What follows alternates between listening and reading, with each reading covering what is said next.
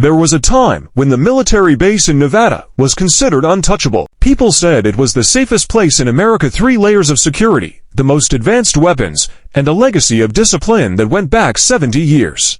But all it took was one cruel moment, a single kick to unravel everything. And the fallout: 3 generals landing within minutes, a base shut down, careers destroyed, and a woman, once silent, standing tall in the middle of it all. Her name was Sergeant Alicia Monroe. Alicia wasn't someone people noticed when she walked into a room. She was quiet, kept her head down, and stayed focused. She wasn't the kind to complain or argue. But what no one saw were the battles she had already fought, battles against doubters, limits, and expectations. What they didn't know was that Alicia had earned her stripes the hard way. But still, even inside the walls of the base, she wasn't seen as one of them. She joined the military at 19, fresh out of college, inspiring her whole community. Not many women from her small town ever made it into the army, especially not one who trained with the Rangers. But Alicia did. Her father had been a Marine, her grandfather a Vietnam vet, and from them, she learned something that no one could beat out of her: honor. In just 5 years, Alicia rose through the ranks. People respected her skills, but quietly resented her at the same time. She beat men in obstacle courses, outran them in timed drills, and even fired with higher accuracy under stress. Many admired her. A few hated her. One despised her: Corporal Max Harlan. Harlan was big, loud, a proud son of a long military line, or so he claimed. But unlike Alicia, he wasn't all fire and discipline. He played dirty, used connections. People knew he was trouble, but they looked away. It wasn't just the rank that made him dangerous, it was the ego. The day it happened, the whole base was preparing for a visit from high-ranking officers. The base commander had been speaking about how proud he was, how this base was a model for the entire force. Meanwhile, Alicia was finishing up a routine drill with her unit. They were exhausted, but still pushing through. That's when Harlan stepped in. He had been watching from afar, smirking. "Can't wait to see what she messes up in front of the brass," he said loudly to his friends. His words didn't bother Alicia. She had tuned out men like him years ago. But Harlan wasn't just talk.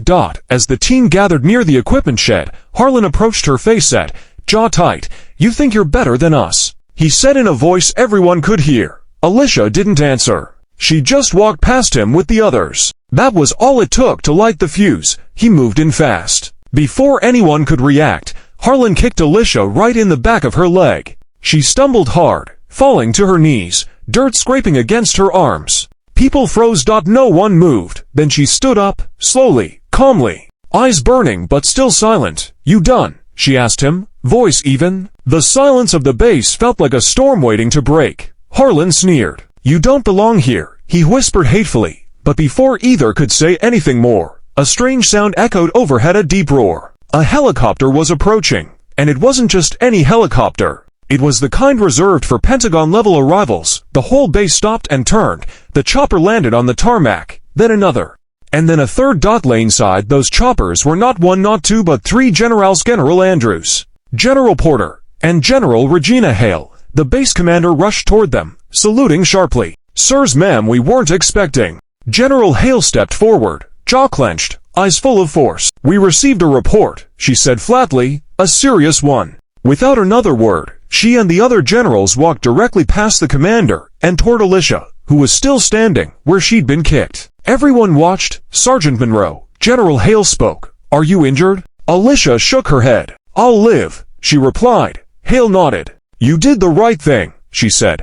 That's when people realized Alicia had reported nothing someone else had. Someone who had been on the other side of the base. Someone who had seen everything and sent the footage straight to the Inspector General's office. General Andrews turned sharply. "Corporal Harlan, step forward." The air went tense. Harlan, for the first time, looked small. "You are hereby relieved of duty, pending immediate investigation," Andrews said, voice cutting like steel. General Porter stepped in. "This base knew about your conduct, and you allowed it," he said, addressing the base commander. "Which means this entire base is under review." The words hit like cannon fire. Then it came, the order no one expected. "Shut it down," General Hale said. Almost immediately, the base sirens wailed. Alarm sounded. Officers and soldiers looked around in confusion. No one had seen something like this before. Bases didn't just get shut down, not unless something massive had gone wrong. But this time, it wasn't weapons. It wasn't spies. It wasn't national security, it was one kick. One act of disrespect against a fellow soldier against a woman who had earned her place. Alicia was escorted to the general's helicopter, not as a suspect, but as protected personnel.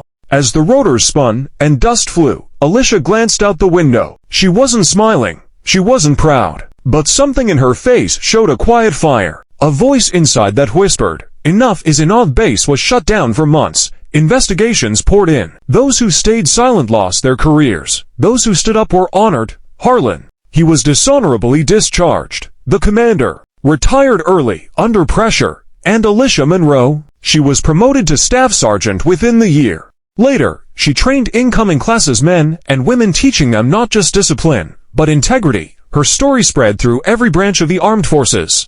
A silent reminder that honor wasn't just in battle, it was in every step taken on the same soil, on the same team, because sometimes the biggest battles aren't fought on foreign ground, they're fought in silence, right where you serve. Like video and subscribe to channel Story Sphere.